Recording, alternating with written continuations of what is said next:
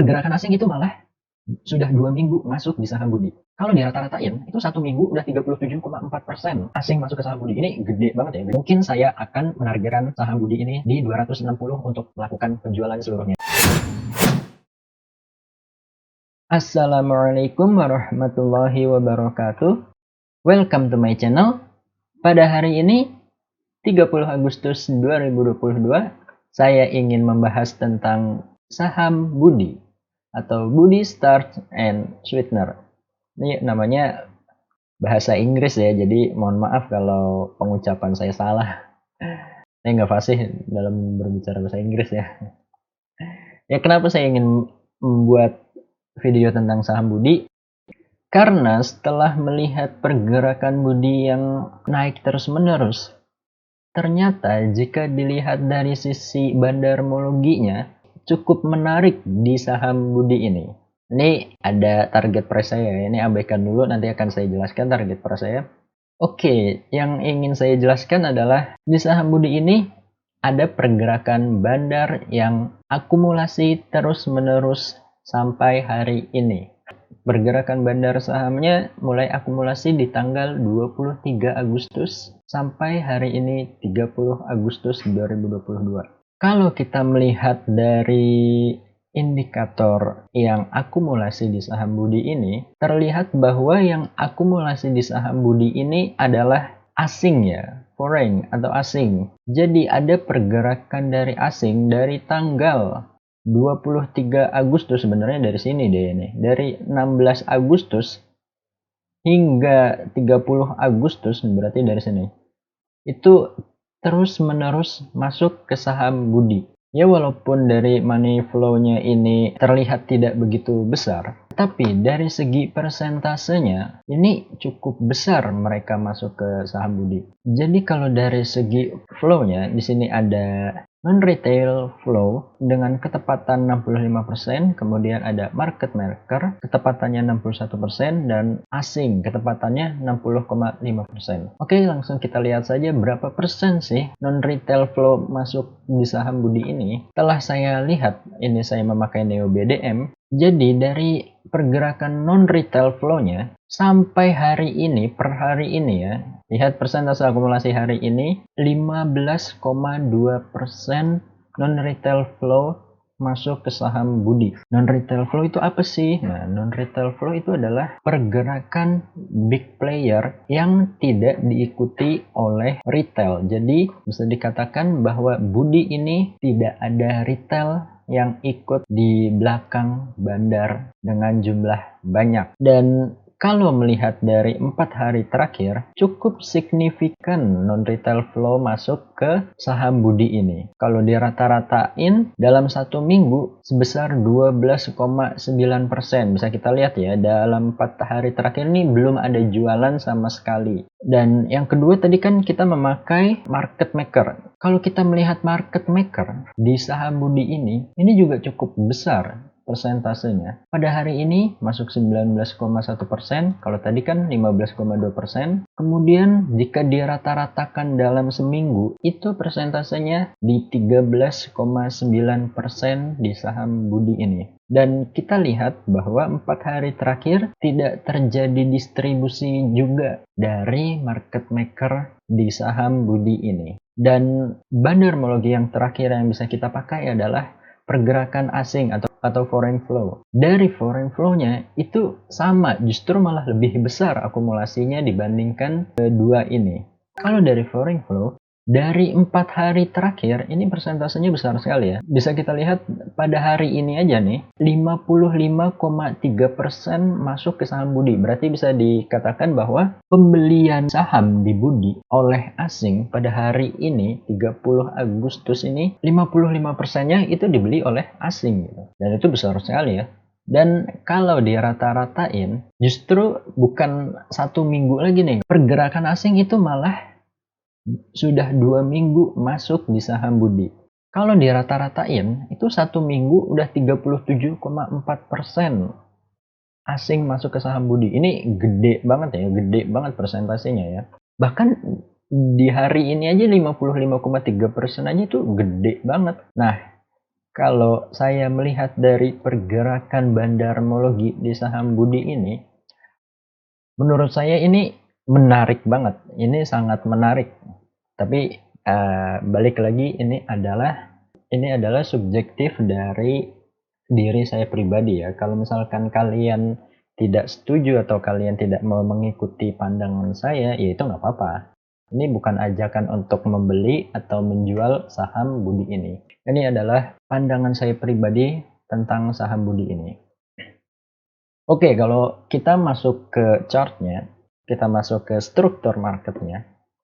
Dari struktur market Budi ini memang terlihat bahwa pergerakan Budi ini pergerakan yang ranging ya. Ranging itu berarti tidak ada struktur yang jelas di saham Budi ini. Dan kalau kita tarik garis Fibo dengan settingan di market ranging, ini Fibo di market ranging ini saya dapatkan dari Pak Wira ya. Pak Wira itu adalah founder dan owner dari Neo BDM ini sendiri, yang biasanya setiap hari Minggu malam itu mengadakan live, dan di live itu diajarkan bagaimana caranya menggunakan Fibonacci di market ranging, dan ini adalah Fibonacci di struktur market ranging, seperempat bawah, seperempat atas. Dan sebenarnya di market ranging di bawah ini adalah area pembelian, dan di area atas ini adalah area saatnya untuk TP. Tetapi karena pergerakan sahamnya sudah di tengah-tengah, ya kalau untuk menunggu di bawah kayaknya kan bakalan susah gitu ya untuk mendapatkannya, sepertinya udah nggak mungkin gitu dibawa ke bawah. Jadi untuk kemungkinan kita mendapatkan barang ya mau nggak mau pasti di atas ini. Nah, kalau ditarik dari Fibonya, pergerakan saham Budi ini belum menyentuh ke area TP, sehingga bisa dijadikan titik entry untuk kita membeli saham Budi ini dan melakukan TP di area TP di atas. Tetapi untuk diingat, karena ini adalah market ranging dan titik entry yang tepat itu sebenarnya di bawah ini, maka SL-nya saya ketat sekali untuk main SL-nya. Jadi di sini saya membatasi SL saya hanya 3% penurunan di saham Budi ini. Dan di sini ada skema 1, skema 2, skema 3 saya untuk melakukan pembelian dan penjualan di saham Budi ini. Ingat, ini adalah skema saya pribadi. Ini bukan ajakan untuk membeli atau menjual. Ini adalah pandangan subjektif saya tentang saham Budi ini. Di skema 1, saya untuk titik entry-nya, kalau saya akan nego di harga 226. Per hari ini 30 Agustus itu closing-nya itu di 230 ya. Dan high-nya itu di 238. Jadi kalau saya ingin nego, ya saya ingin negonya sebenarnya di 224 ya. Tetapi setelah saya melihat pergerakan saham Budi pada hari ini 224-nya itu hanya dicolek sedikit nih, maksudnya nggak banyak gitu penjualan di 224. Jadi saya membuat plan pembelian saya di harga 226. Target price saya di saham Budi ini untuk skema yang pertama itu nggak perlu jauh ya, cukup 7%.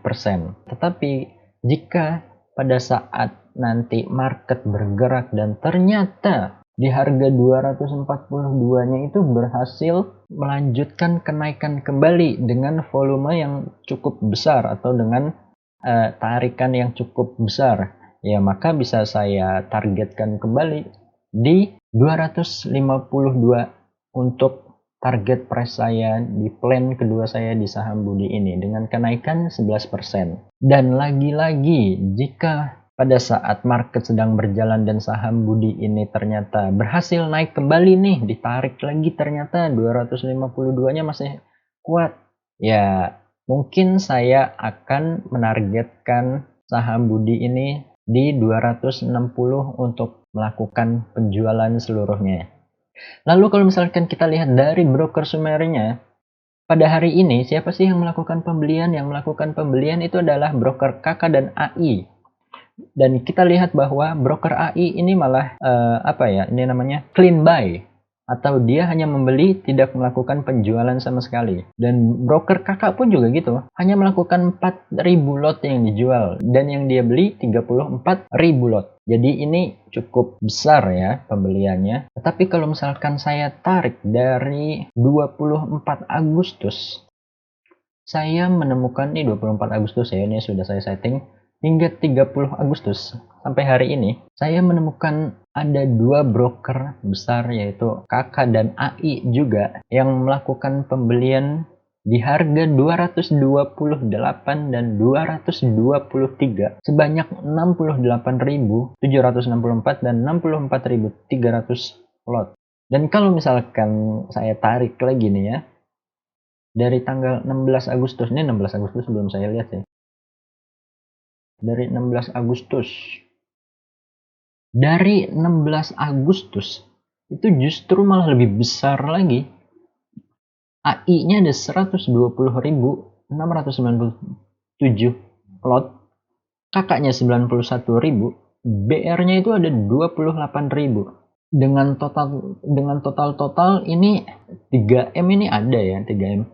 Dan bisa dilihat lagi average-nya AI 219. 219 ini masih di sini nih. Nih. Ini deket banget kan, deket banget dengan average-nya. 224 cuma di sini. BR 201, ya mungkin ini ya yang paling bawah, tetapi kan jumlah lotnya kan yang paling banyak kan AI ya, AI dan KK. Sehingga jika saya membeli di harga 226 bahkan di 228 pun ini sangat menarik. Karena average saya itu nggak beda jauh dengan KK, bahkan nggak beda jauh dengan AI. Bisa kita lihat AI aja ini membeli 121.297 lot dan hanya melakukan penjualan itu 600 lot. Bisa dibayangkan ini clean buy, ini termasuk clean buy ini ya. BR pun juga ini clean buy ini, dia membeli tidak menjual sama sekali malah.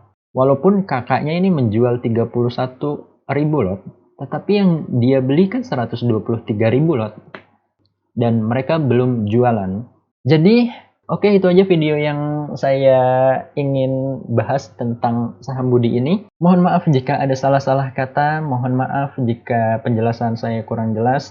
Jika ada yang ingin ditanyakan bisa komentar di bawah di kolom komentar, atau bisa follow Instagram saya, nanti linknya akan saya taruh di deskripsi. Itu bisa langsung DM saya aja, bisa diskusi di situ, bisa tanya di situ. Terima kasih telah menonton. Wassalamualaikum warahmatullahi wabarakatuh.